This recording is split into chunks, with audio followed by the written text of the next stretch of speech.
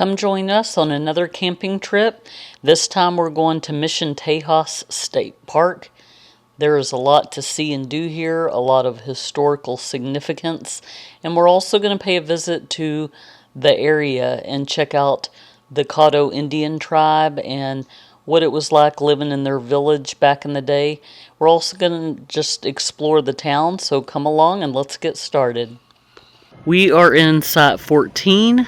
We have all this space right here, but it is very, very uneven. A lot of tree roots, as you can see.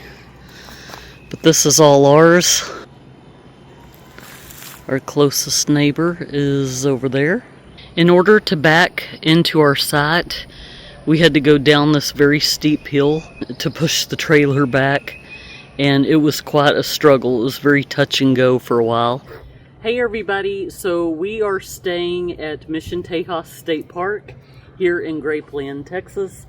We've been here about an hour, and according to our state park records, we've been here before. I have no recollection of that. Do you? No. I mean, when we drove back, we were like, well, maybe something will jog our memory, but it doesn't. They did renovate this park about a year ago, give or take. It was a 3-year renovation project, I believe. For like 3 years or something.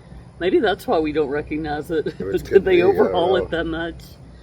We were here 5 years ago in the exact same spot, and I don't remember a thing about it. And it does say confirmed. It's like the ones I've canceled say canceled. We're going through a bunch of piney woods, just a 2-lane highway, and luckily I saw there's a big Brahma bull on the side of the road, and he was just standing looking like he was wanting to cross the road, and I hit the brakes. There was a guy behind me.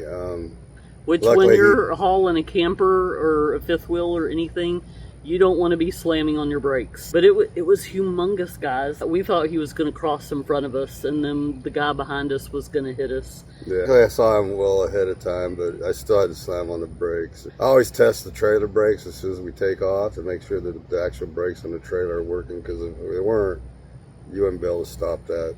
He was just chilling on the side of the road. I looked around to see if there was like a farmer looking for him or something. Yeah. I mean, it was in the middle of the Davy Crockett National Forest. I don't know where he came from. And they're doing controlled burn, so there's a lot of little fires and smoke and smoldering everywhere. So I have no clue where he came from. Yeah. How much would you say one of those guys weighs? Oh, they're a couple thousand pounds. I mean, and he was tall. Yeah. I've never seen anything like that. I thought he was like a buffalo or something. No. He was huge. Hazel, you want some jerky?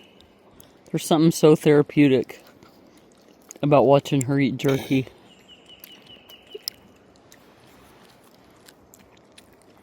Look at them teethers. You got the little snaggle tooth. Oh, you got somebody really mad over here. he's tweaking. The toothless wonder. The sun was starting to set, and we wanted to take a quick walk to the mission and check it out because we were staying directly across from it. Corey also wanted to check out the bathrooms, and I wanted to check out this little library too. We will do more of a park tour tomorrow, but we couldn't resist checking this place out. We're about to take turns going into the mission. Dogs are not allowed inside the building, so one of us will pet sit while the other one goes in, and then we'll swap places. They will be right back. The original mission was found in 1690 to thwart the French colonization, and it was abandoned and burned by the Spanish in 1693 following conflicts with the Caddo Indians. So this replica was built in the 1930s by the CCC. We'll take a closer look tomorrow, but right now we're tired and we're hungry. Let's go eat. I see what you did there, babe. What? Mission tortillas at Mission Tejas. So we're just doing it easy tonight, just kind of leftovers. We've had a long day. We've got a busy day tomorrow. Corey is going to do some beans, and you're just going to make a burrito or something? Make a burrito. I'm going to do my leftover butter chicken and long grain basmati rice. And yeah, just easy peasy. Although the view was a little bit obstructed, it was nice to catch a glimpse of the sun setting from my bedroom window.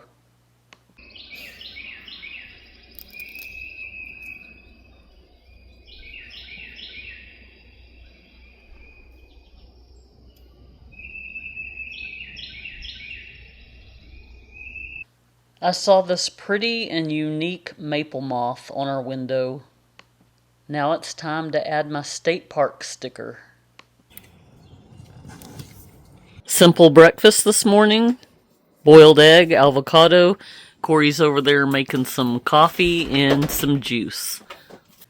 We have driven by the Caddo Mounds State Historic Site many times on our way to see my mom and Tyler, and today we decided to pay a visit.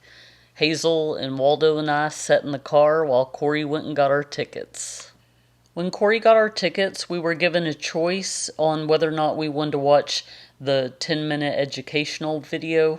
Around 1,200 years ago, Native Americans, known today as the Hassene Caddo, established a village here on the banks of the Neches River in East Texas. The location provided access to extensive trade routes and to lands rich with fertile soil, abundant game, fish, and water. This village developed into a major ceremonial center, grew over time. As each generation of religious and political leaders died and were buried, the mound grew in height. The two other mounds were temple or ceremonial platforms used for religious activities and community gatherings.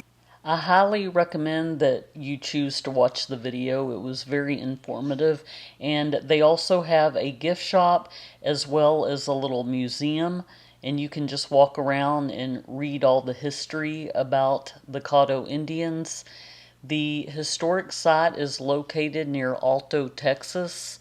It's a 1,200-year-old prehistoric village and ceremonial center, and it was established by the Caddo people around AD 800. Today it features 3 sacred earth mounds and a traditional reconstructed grass house. The site was a major hub on the El Camino Real de los Tejas. Let's go take a look.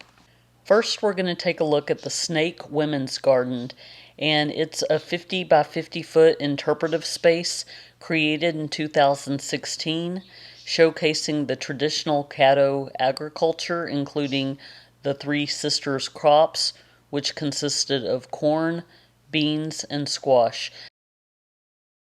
So there was a freeze here, and I don't know if you can tell from the video, but it's making this little hut lean a little bit. A bunch of these little tribes that joined the Confederation.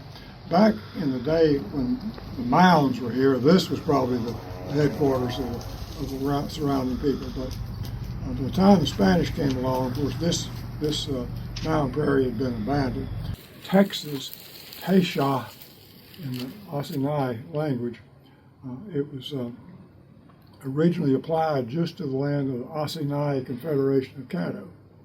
And you ask any of the Hassene where the heart of their land was, they'd tell you. The Shinaisi's Temple, which is right here in Cherokee County. This is the heart of Texas. And the bottom layer or two would have been beds, and above that was storage space. And they would store their meat up there. After the tour guide showed us the structures that the people lived in back in the day, he took the time to show us how to use a spear. Corey caught on real quick, but I was a hot mess. I was aiming the wrong way and being left-handed, but everybody was patient with me. The burial mound, there's 2 other mounds. They said there was up to like 900 people in this community, and as they passed away, they would bury the people here on top of each other. It's basically those grass houses all over this area. There was play areas, there was harvesting fruits and vegetables, there was hunting spots where people would clean and their animals. And when they were kicked out of the area, they relocated in Oklahoma, correct? The El Camino Real de los Tejas, and this trail also runs through where we're staying at Mission Tejas State Park. And this is the trail that we were saying goes from, well, where does it start? Okay, it starts in Louisiana, ends in Mexico. Goes all the way to Mexico City. So we are standing on a piece of the trail where lots of history took place. We have Stephen F. Austin, Davy Crockett, all these big names, shows where they're from, and they traveled this trail What did you think of Caddo Mounds historical site? I thought this was a really cool place. People here are super friendly. Dogs are welcome. Being able just to get on the El Camino Real, which is a real trail, was kind of cool. And this is definitely dog friendly. Upon walking in, they gave us little Hazel and Waldo size treats. But if you do come to this place on a Sunday, be mindful of the fact that the whole entire town is closed as far as restaurants. Yeah, we should probably eat while we're out. So we'll go check out the next town over, which is Crockett, see if we can find anything open today. We found this quaint little restaurant called Mimosa Grill. It was at the end of a dead-end street on a lake, and it looks like maybe this used to belong to someone, and it was like a personal residence that they converted into a restaurant. It's got a really cool screen porch and a lot of room for the kids to roam and play. Definitely a place where the locals hang out. I can't imagine what other business they get because this is so hidden, but there is an RV park across the street, so they probably get a lot of visitors from there. The menu had a wide variety of options, particularly if you like home cooking. Once we ordered our food, I decided to walk around and explore.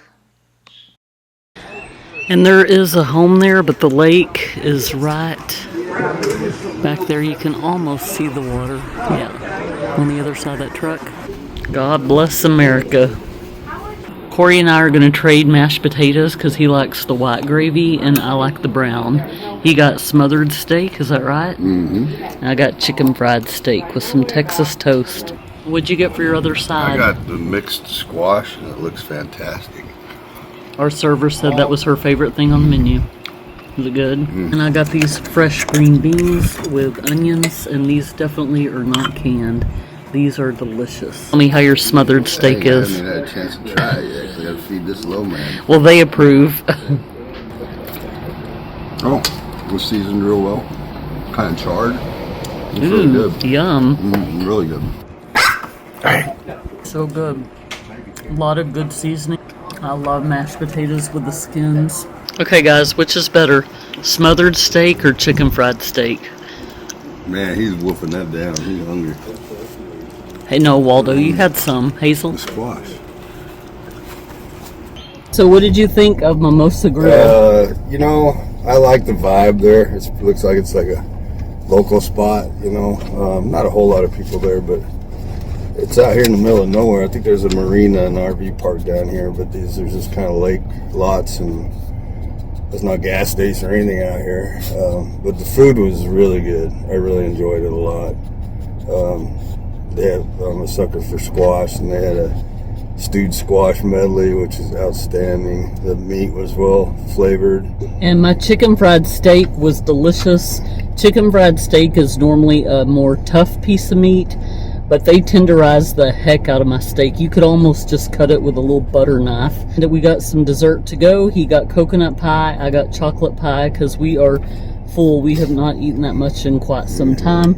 And we're supposed to be making fajitas tonight. It was good. There's an RV park down there that we might look at staying at one of these days. So we just left the Mimosa Grill, and there is the lake.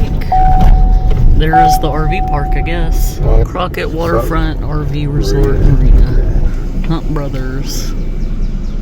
Got some little cabanas down there. I guess there might be a little sandy beach. I can't really tell from here. Now that we have a little food in our belly, we decided this would be the perfect time to go walk it off and take a little tour of Mission Tejas State Park. When you first pull in the entrance, there is the check-in over to the right.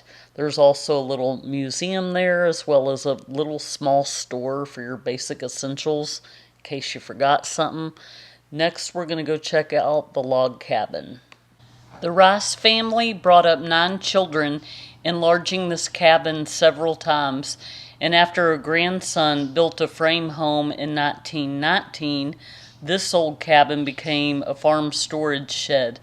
The Texas Centennial Marker Commission in 1936 marked its history, and in 1973 it was given to the state of Texas and moved here for restoration and exhibition.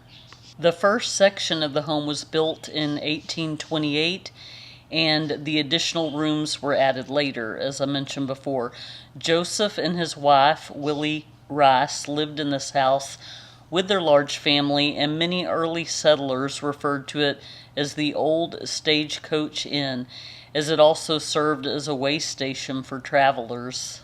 The house was passed down to their grandson, John Rice, and his wife Nancy, who ended up donating it to the Mission Tejas State Park in 1973. The Rice home has been at the park for 50 years now and is a treasured log cabin in our Texas history, and it's a wonderful reflection of early log home craftsmanship. I am a huge fan of Laura Ingalls' books and the Little House on the Prairie TV show, and this feels like I'm right there. This is a pretty tricked out log cabin for back in the day. This is like, how many rooms? 3, and then plus an upstairs. It makes you wonder, like when the Little House on the Prairie days, they all lived in one room. I thought it was interesting how they made the boards flat. You know, it's like not the typical log cabin. And there's a little sign there that shows how they used axes and saws to just cut them straight. This is very Little House on the Prairie. It's a little tool shed, I guess. Yeah. You see how far down that ravine goes? Yeah, it's a long way down there. Or just right there. But is it still there, or it's just the remains? No, it's just the remains. Group site. Looks like there's some construction over here by the pond. Not quite sure what they're doing. Lots of trees down from previous storms. In fact, yesterday we saw a humongous tree branch fall. It was so scary, and it almost hit the people next to us, their trailer. Here is the spillway. Here is the Mission, and if you can see, our trailer off-grid Greta is right there. We have a tree right here. And here is the Texas Star. I'm not entirely sure if this is accurate, but I believe that they rent this space for different events. I think there was some jamboree going on the first night we were here. This isn't the original Mission that the Spanish had built. It's near the original location, but this is just a replica to, you know, just to memorialize, I guess, the first mission in this area. So, unfortunately, when the Spanish and the French came, then they brought a lot of disease and killed off a lot of the Caddo people, and then pretty much forced them. I think they're all in some place in Oklahoma. Here is site number 15, which is a pull-through, and this is the site next to us. And although I like our site a lot better, this one is way easier to pull in through. You can see how we're going downhill. It was so hard to back that trailer up. This is what we had to do back in the camper. We don't currently have a camper on our truck right now, and it's still hard to back up. The stairway to heaven? I don't know where that goes. Now we're just going to walk around the park a little bit. There were some places we could not drive to. Here is the El Camino Real trail that we showed you yesterday at the Caddo Mounds historical site. We're going to go take a look at the amphitheater now. This park might be tiny, but there is a lot of elevation changes, so just be prepared for that. You will definitely get a workout walking around this place. Next, we walked up to a pavilion with lots of picnic tables. It's near the park, and it's got a little fireplace and probably some grills. I wasn't really looking around too much, but it looks like a rather large space that would be nice for a family or company gathering.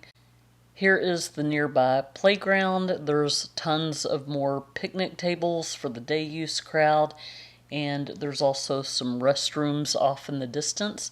Now we're going to go take a look at the pond. I was here earlier and I showed you the spillway, but now we're going to walk across the bridge and I'll show you the pond. There are some tent sites nearby, but there was a family staying there and I didn't want to be up in their business. I bet this is a beautiful spot, but I could feel the mosquitoes starting to get to me.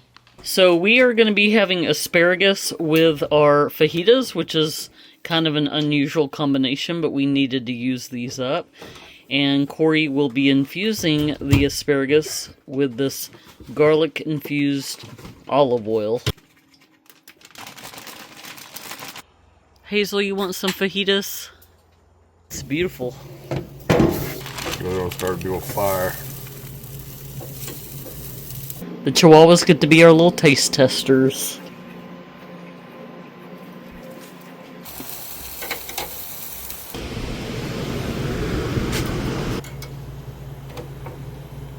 No. I'm gonna live life on the edge and put my asparagus on my fajitas. We have invented something wonderful. Interesting. My too. Decisions. Which water do I want? Blackberry mango, ginger lime mule, orange vanilla, strawberry watermelon. Which one do I want, babe? Try the strawberry watermelon. Okay. ASMR pleasure.